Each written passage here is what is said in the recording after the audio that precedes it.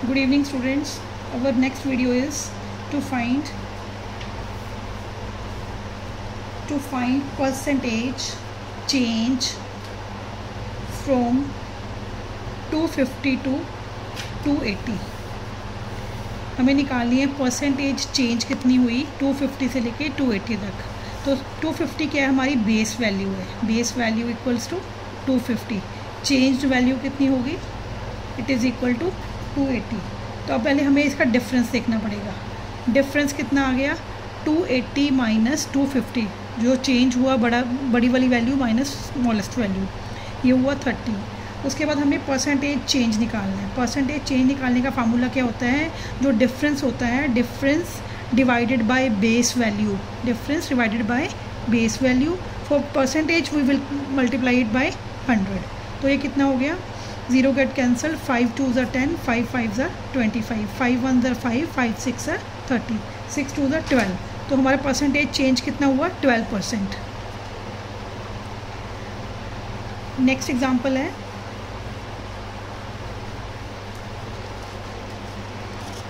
if 280 is known as equals to 112%, then determine the whole number. अब हमें whole number निकालना है. Percentage में दिया हुआ है, ये दिया है कि 280 जो है it is known as equals to 112%.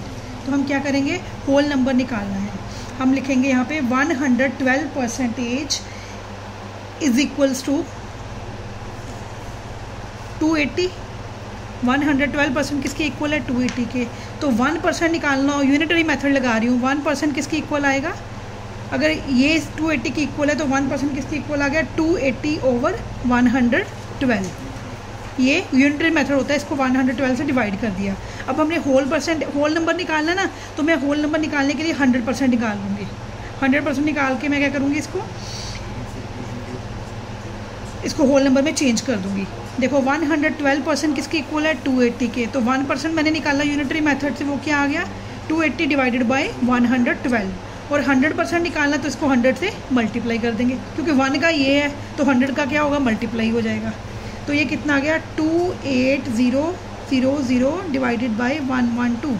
अब कैलकुलेटर से इसको डिवाइड कर लो. 28000 divided by 112. So it is equals to 250. So whole number is 250. Our answer is 250. One more example बेटा.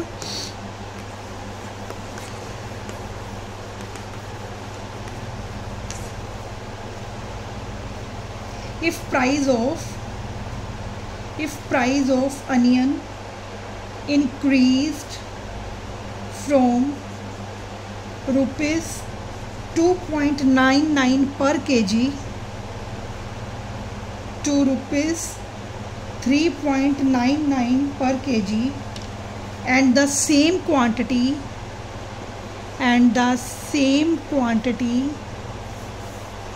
of potatoes increased from rupees 1.99 to rupees 2.99, compute to increase percentage. हमें ये increase percentage निकालनी है. सबसे पहले हम अनियन की निकाल रहे हैं. अनियन की कैसे निकालेंगे, देखिए. हमें क्या पता है, सबसे पहले रुपीज़ 2.99 से 3.99 में चेंज हो गए. तो पहले हम डिफरेंस निकालेंगे. डिफरेंस कितना आएगा, डिफरेंस इक्वल टू 3.99 माइनस 2.99. ये कितना आ गया, 9 3 माइनस 2 1, रुपीज़ 1 आ गया. ये डिफरेंस कितना है, 1 रुपीज़ का. अब हमने इसकी परसेंटेज इंक्रीज़ निकालनी है. अब क्या करेंगे, रुपीज़ 1 एज A%, जैसे मैंने कल करवाया था आपको, रुपीज़ 1 एज A% ऑफ 2.99. अब हमने ये निकालना है, rupees 1 as A% of 2.99. 1 as के लिए हमने इक्वल टू लगा लिया, A% के लिए हमने 100 लगा लिया, ऑफ के लिए हमने मल्टीप्लाई लगा लिया. ये आ गया. अब मैं इसको क्रॉस मल्टीप्लाई कर रही हूँ. 1 into 100 equals to A into 2.99।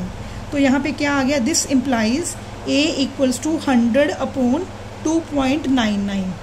अब 100 को 2.99 से डिवाइड कर देते हैं हम, ये कितना आया 100 डिवाइडेड बाय 2.99। तो हमारा आंसर कितना आया 33.44%। तो मैं इसको लिख लूँ अप्रोक्सीमेटली कितना हो गया 33% आ गया ये अनियन का। अब हम निकाल लेंगे पोटैटोज़ का सेम वे में। पोटैटोज़ का कैसे आएगा, क्या डिफरेंस आया पोटैटोज़ का, पहले डिफरेंस निकाल लेंगे।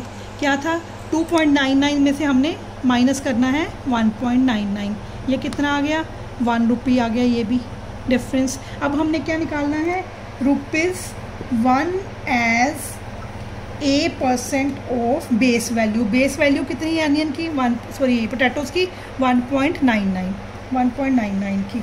अब 1 एज के लिए हमने क्या लगाया इक्वल्स टू, ए परसेंटेज के लिए क्या लगाया ए अपॉन 100, ऑफ के लिए क्या लगाया मल्टीप्लाई 1.99। अब क्रॉस मल्टीप्लाई कर देंगे, 1 इंटू 100 कितना हुआ 100 इक्वल्स टू ए इंटू 1.99। यहाँ से मैं ए निकाल लूँगी, ए ये इधर आके डिवाइड हो जाएगा 100 अपॉन 1.99। 100 को हमने 1.99 से डिवाइड कर देना है 1.99, तो वी गेट 50.25%। इसका मतलब क्या हो गया 50% अप्रोक्सीमेटली।